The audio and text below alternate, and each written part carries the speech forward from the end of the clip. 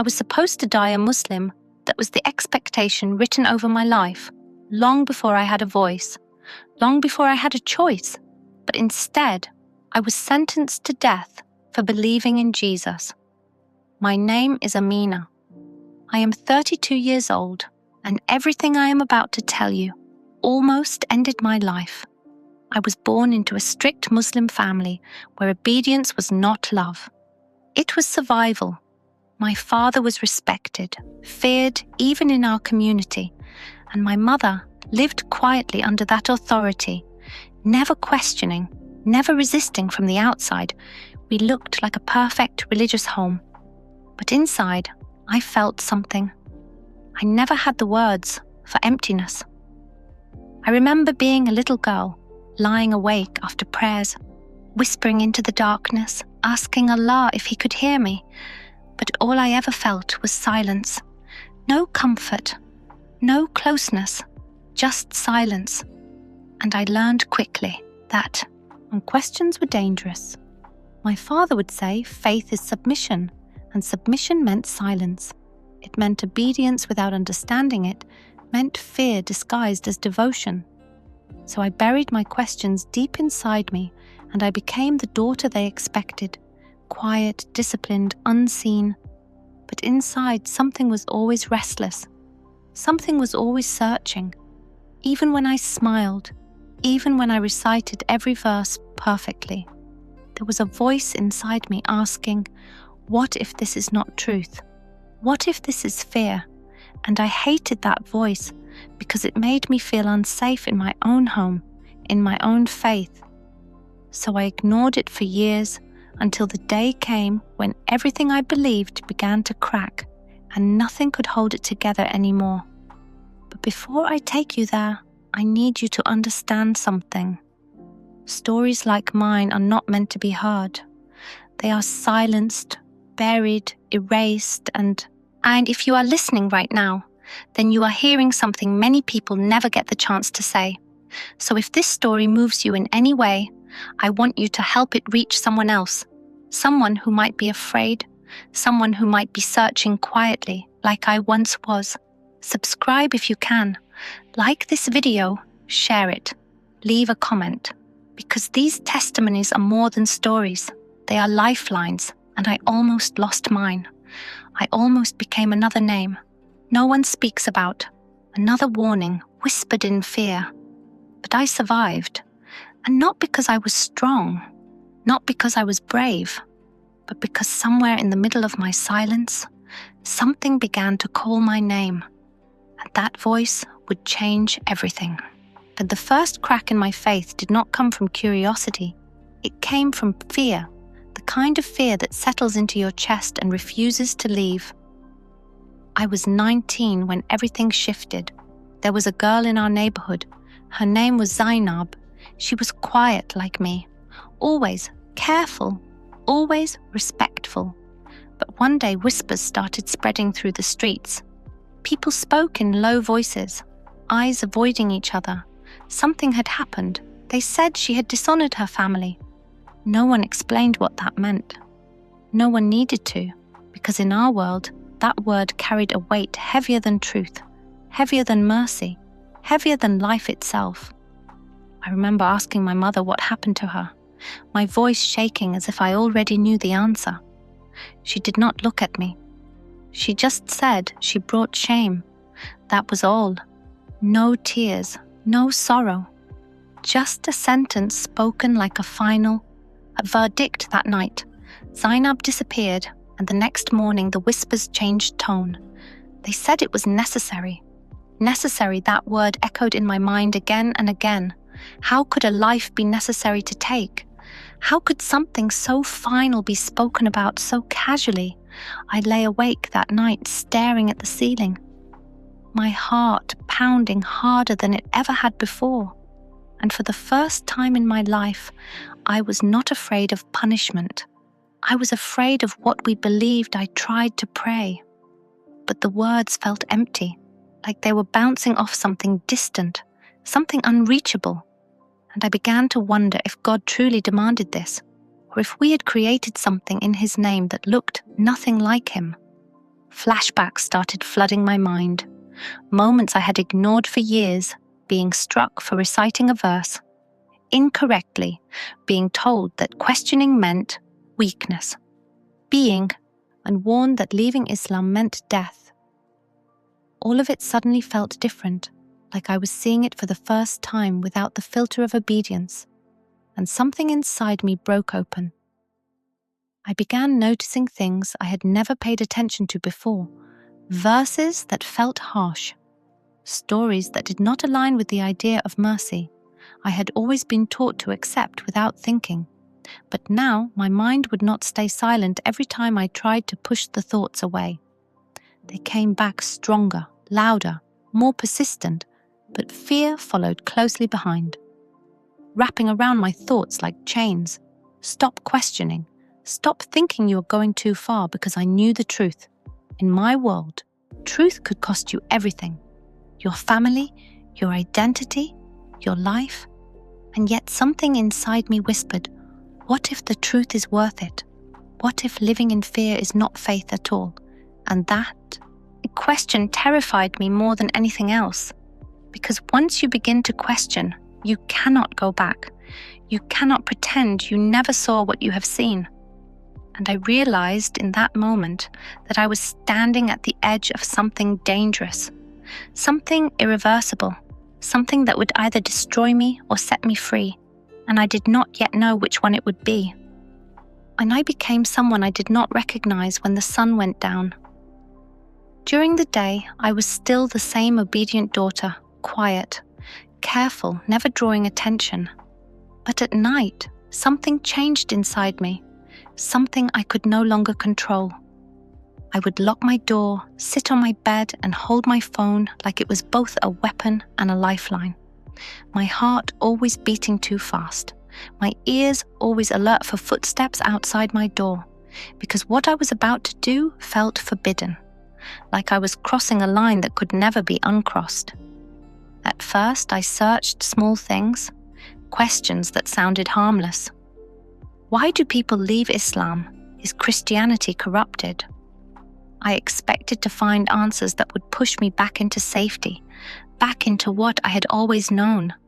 But instead, I found stories, real stories from people who sounded like me, people who were once afraid, people who once believed exactly what I believed, and yet they had walked away.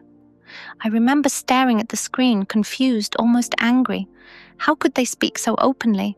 How were they still alive? And then I started noticing something else. They were not just leaving something, they were finding something, and that something had a name. Jesus, I had heard that name before, of course we all had. We called him Isa, and I had been taught. He was only a prophet, nothing more, nothing divine, nothing to follow in that way.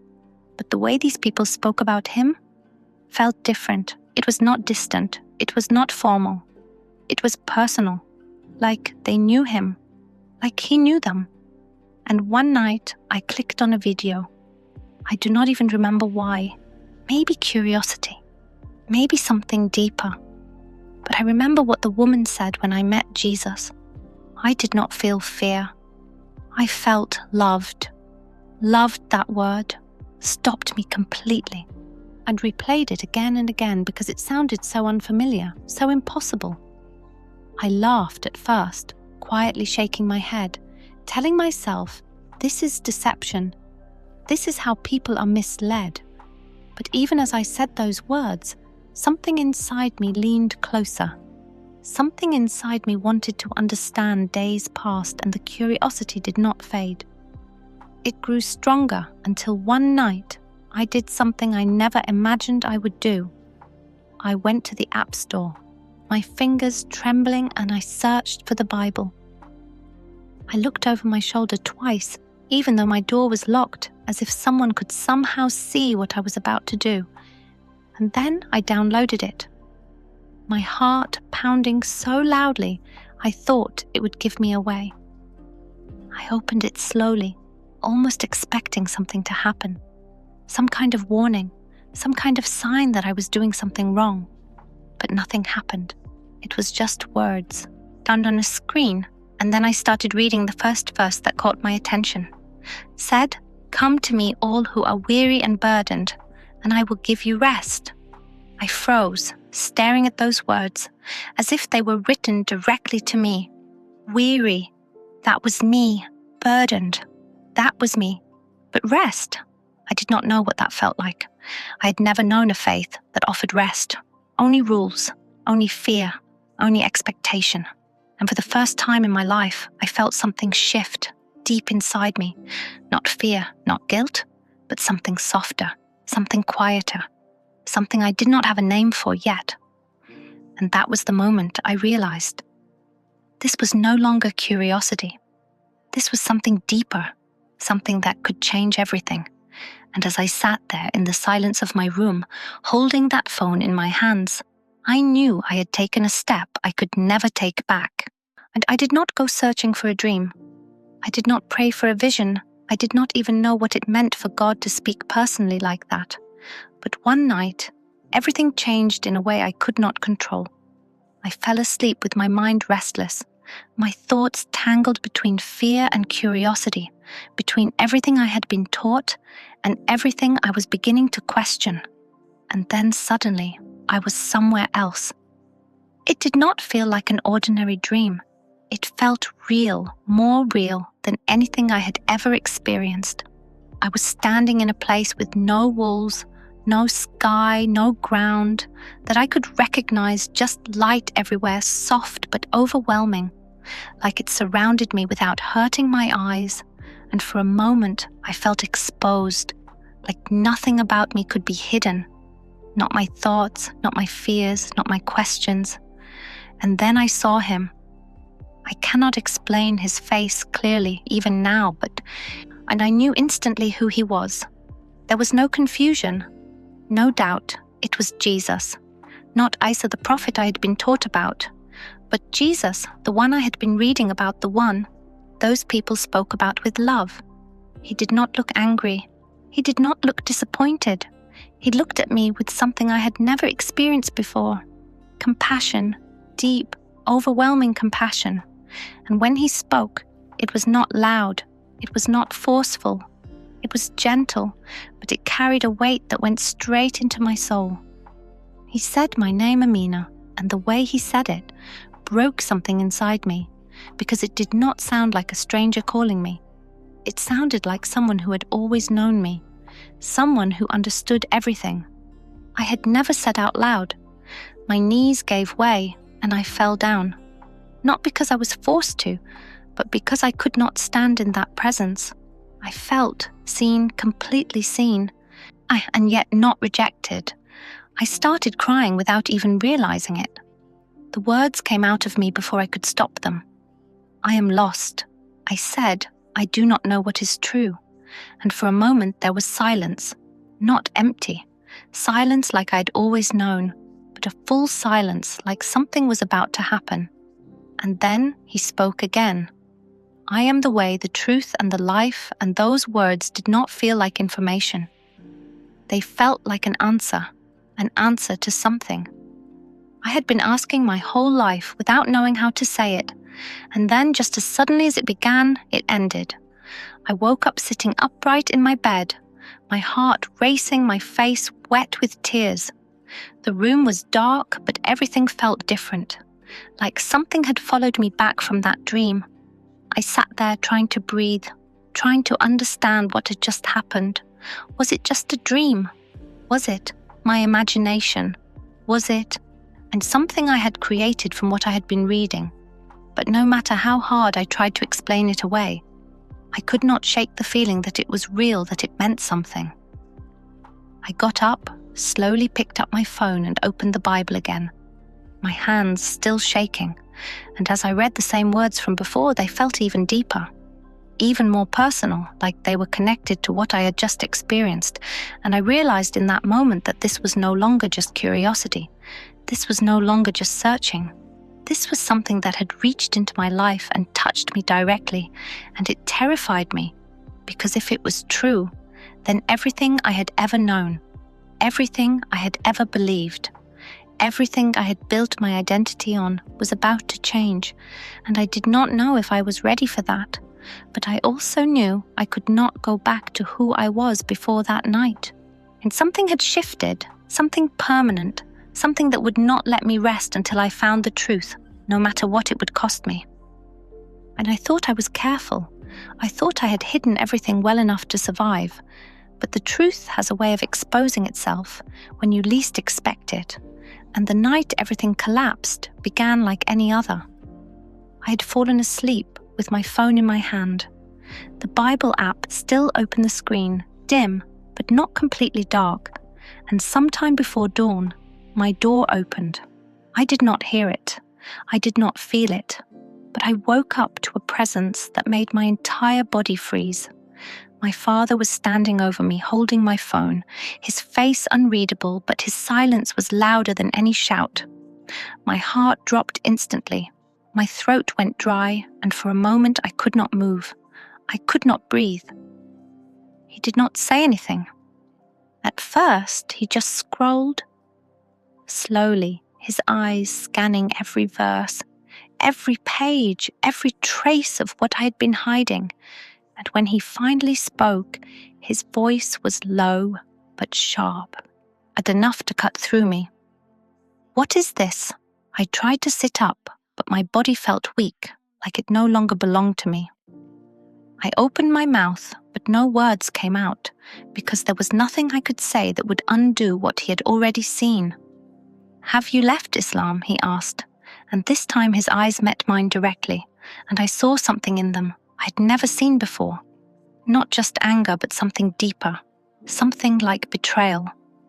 My mother stood behind him, her hands covering her mouth, already crying before I even answered no. I whispered the word coming out automatically, like a reflex, like something trained into me. But even as I said it, I felt the truth burning inside me. I had already crossed that line. Something in me had already changed, and they could see it. My father's expression hardened his grip on the phone, tightening like he wanted to crush it. "You are bringing shame into this house," he said, his voice rising.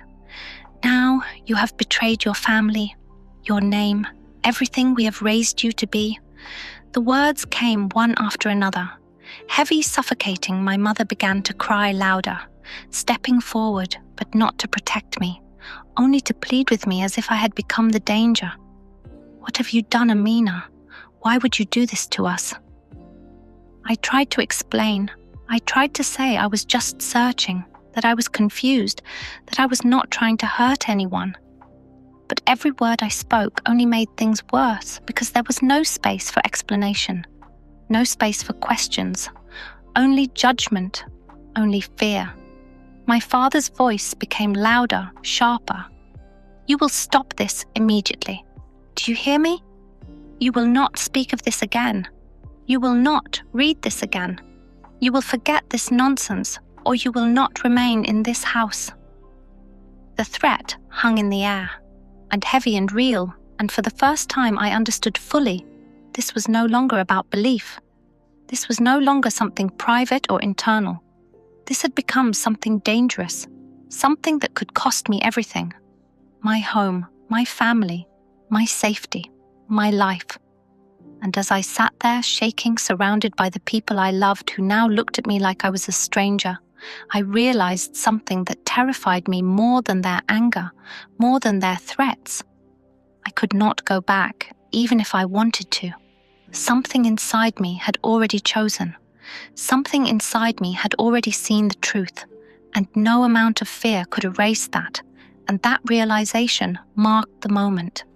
I knew my life would never be the same again, because once truth is exposed, it demands a response, and I was standing at the edge of a decision that would change everything, whether I was ready or not.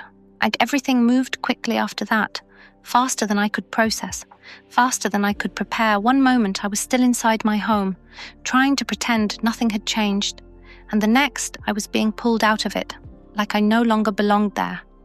I do not know who reported me. I do not know if it was someone outside or someone within my own family. But what I do know is that they came without warning.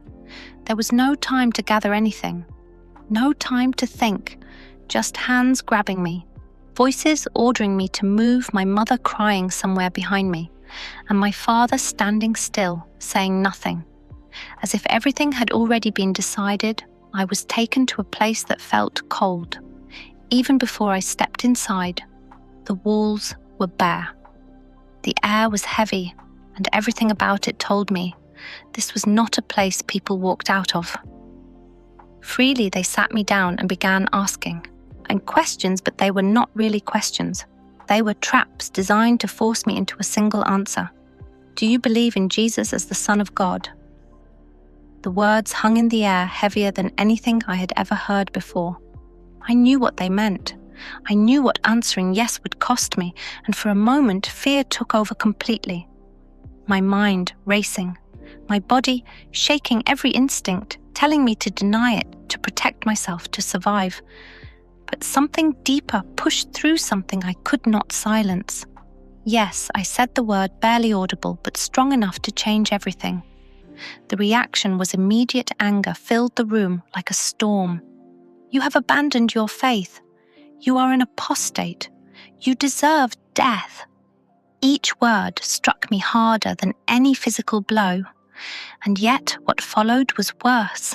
The isolation, the waiting, the silence broken only by footsteps and distant, and voices, days blurred together, time lost meaning. I was left alone with my thoughts, my fears, and the weight of what I had done. They came back again and again, repeating the same demand. Recant, say you were wrong. Return to Islam and you will live. It sounded so simple, so easy. Just words, just a sentence that could give me my life back. But every time I tried to say it, something inside me resisted something. Refused to let me speak a lie, even when that lie could save me. I sat there in chains, my wrists sore, my body weak, my mind exhausted, and doubt crept in slowly at first. Then all at once, what if I was wrong? What if I misunderstood? What if everything I believed about Jesus was just an illusion created by my own desperation? I closed my eyes, trying to escape the thoughts, but they followed me, pressing harder with every passing moment. Was this worth it? Was this truth really worth losing? Everything worth facing? Death worth never seeing my family again? The fear became overwhelming, suffocating, like it was closing in on me from all sides. And in that moment, at my weakest, when I felt like I could break completely, I whispered a prayer, not formal, not rehearsed, just raw and desperate. Jesus, if you are real, help me. I waited, expecting nothing, expecting the same silence I had known my whole life. But instead, something unexpected happened. The noise inside me began to quiet, not outside the walls, not in my situation, but inside me. The fear loosened its grip, just enough for me to breathe, just enough for me to hold on. And I realized in that moment that even though I was chained, even though I was alone, I was not abandoned, and that small, fragile sense of peace became the only thing I had left to cling to as everything else around me continued to fall apart. Oh, I did not think it could get worse, but it did, because in the middle of everything, in the middle of the fear, the chains, the waiting, I realized something that made my situation even more impossible. I was pregnant. I had known for a short time before everything happened, but I had not told anyone, not my family, not anyone. And now it did not matter, because I was no longer in a place where that kind of news brought joy or protection. It brought nothing. And as the days passed, my body grew weaker, my strength fading under the weight of stress, hunger and fear, until the pain came suddenly sharp and undeniable. It started as a dull ache and then turned into something I could not ignore, something that took over my entire body. I remember gripping the cold surface beside me, my breath becoming uneven, my heart racing as I realized what was happening. There was no one there, no comfort, no familiar voice, just the sound of my own breathing echoing in that small space. I called out, But no one came, or if they did not come with urgency. The pain intensified wave after wave, each one stronger than the last, and I felt completely alone, completely helpless. The chains on my wrists made it harder to move, harder to brace myself against what was happening, and for a moment, fear consumed me in a way I had never experienced before. Not fear of death, but fear of dying like this, unseen, unheard, forgotten. And in that moment, something inside me broke completely. I cried out, not with rehearsed words, not with formal prayers, but with everything I had left. Jesus, please help me. The words came from a place deeper than fear, deeper than pain, and something shifted, not in my surroundings, not in my situation, but inside me. And the panic that had been rising began to settle, not disappearing but changing, like it was being replaced by something stronger, something steady. The pain was still there, intense, overwhelming. But the fear was no longer controlling me. I felt a presence not visible. Not something I could explain, but something real. Something that made me feel like I was not alone. Like I was being held even in that moment. Hours passed, or maybe it was less. I lost track of time completely, until finally, through exhaustion, through pain, through everything I pushed through, and my child was born, weak, crying, but alive. And when they placed that small, fragile life into my arms, everything else faded. The chains, the walls, the fear, none of it mattered in that moment. I looked down at my child, tears falling freely, and I knew something with absolute certainty I could not deny, and Jesus not now, not ever, not after everything I had experienced, not after feeling that presence in my darkest moment, not after realizing that even in chains, even in suffering, I was not alone. That moment became something more than survival. It became a decision, a line I would never cross back over. I was still imprisoned, still facing the same threats, still surrounded by uncertainty, but inside me, something had changed completely. I was no longer just afraid. I was no longer just trying to survive. I had found something worth holding on to, something worth everything, and as I held my child close, feeling their small movements against me, I made a choice that would define the rest of my life. No matter what happened next, no matter what they did to me, I would not deny him, because in the place where I should have been completely broken, I had found and something I'd never known before, freedom.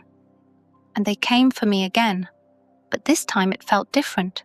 The air itself felt heavier, like everything was leading to a final moment, a final decision.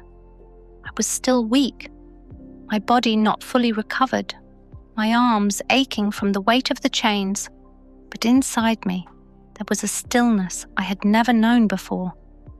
They led me into a room larger than the one I had been kept in, and as my eyes adjusted, I saw familiar faces. My father was there, standing rigid, his expression hard, but his eyes searching mine as if trying to find something that was no longer there. My mother stood behind him, her face covered in tears, unable to look at me for long, and beside them was the imam, his presence calm but authoritative, as if he carried the final word over my life. They positioned me in front of them, the chains clinking with every small movement, and for a moment no one spoke. The silence stretched long enough for my heart to begin pounding again. But it was different from before. It was not panic, it was anticipation. This is your final chance. The imam said, his voice measured, controlled, renounce this belief. Return to Islam and you will be forgiven. The words were clear, simple, almost gentle, but I knew what they carried behind them. This was not an offer, it was a line drawn in front of me. I turned my eyes to my father, and for a brief second, I saw something flicker there, something beneath the anger, something like pain, like he was losing something. He could not replace. You have brought shame upon us. He said, his voice quieter than before, but heavier. "You can still fix this. Just say the words, and everything can go back to how it was before.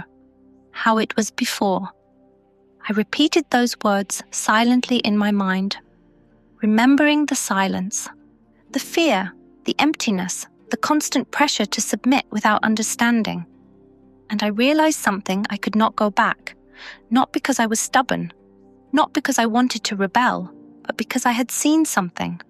I had felt something that changed me completely. I took a slow breath, feeling the weight of every eye in the room, every expectation, every threat, and I spoke. "I love you." I said, my voice steady, even though my body was weak. I looked at my father, then at my mother, but I cannot deny the truth. The room shifted instantly, tension rising like a storm. The imam stepped forward, his expression tightening. "You are deceived," he said firmly. "This is not truth. This is corruption. You are risking your life for a lie." I shook my head, slowly, feeling no anger, no hatred, only clarity. "No," I said softly. "For the first time in my life, I am not afraid." And that was, at the moment everything changed, because they expected fear, they expected desperation, they expected me to break under the weight of everything, but instead, I stood there in chains with nothing left to protect, nothing left to lose, and yet completely at peace. They could see it, they could feel it, and it unsettled them more than any argument ever could.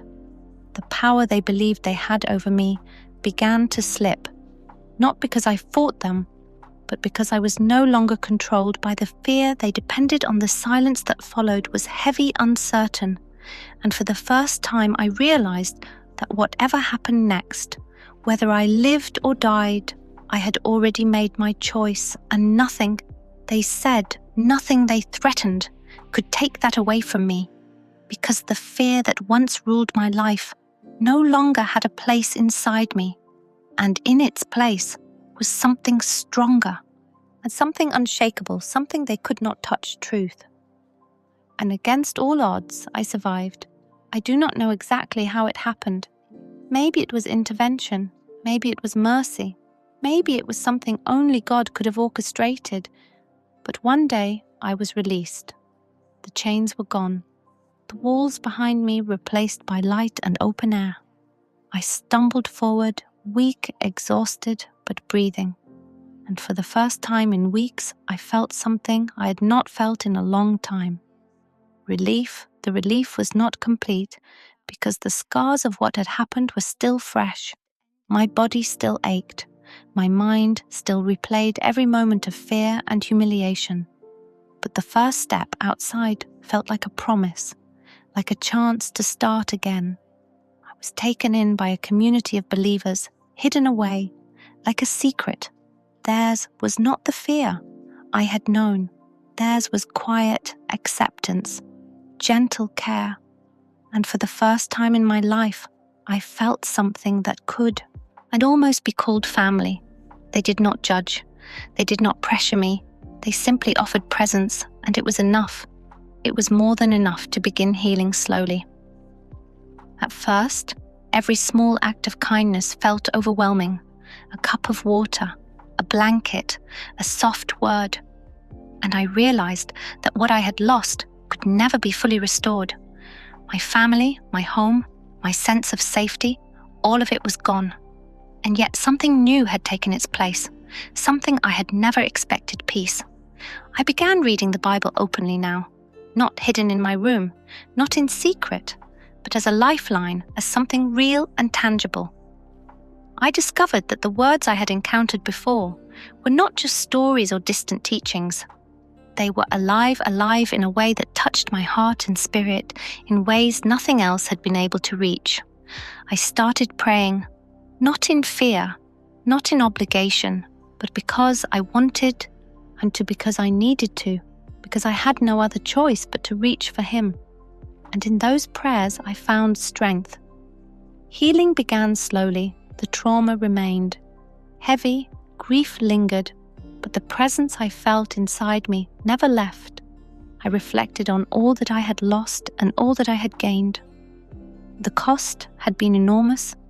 My family perhaps lost forever. My past forever. Changed, my identity shattered. Yet in its place, a new identity was forming. One tied not to fear or obedience, but to truth and love.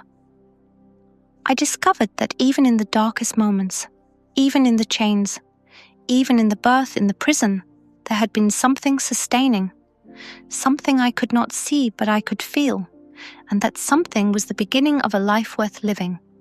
The relationship I began to cultivate with Christ grew into something personal, sustaining, undeniable.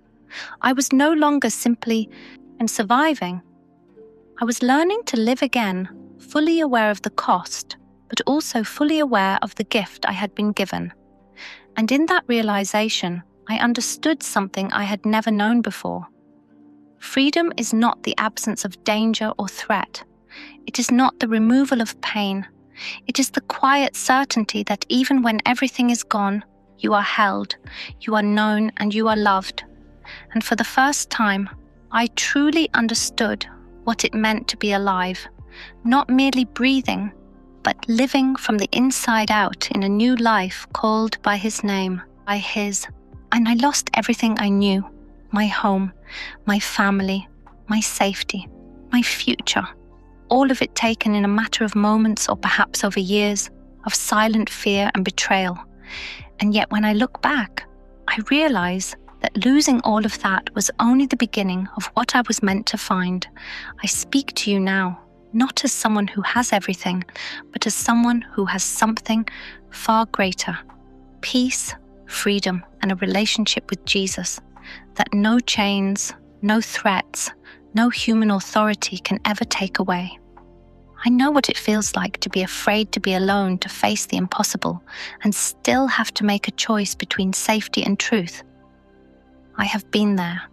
I have stared into death and back, and yet here I stand alive, not because of my own strength, not because I am clever or strong, but because of the God who met me in my chains, who held me in my darkest moment, who whispered my name in a dream and never left me through the fear, the pain, the birth in prison, and the loss of everything. He was there, He is there, and He will be for anyone who seeks Him, even when it seems impossible. I want to speak to those of you listening who feel trapped by fear, who feel silenced by tradition or family or culture, who are searching for something real, something true. Know this: your life matters, your questions matter, your desire for truth matters, and it is never in vain. Do not be afraid to seek, even when the cost seems too high. Do not be afraid to follow, even when the path is uncertain, for the God who found me in chains will find you in whatever prison you are. In my journey has taught me that the cost of truth is high, but the reward is higher.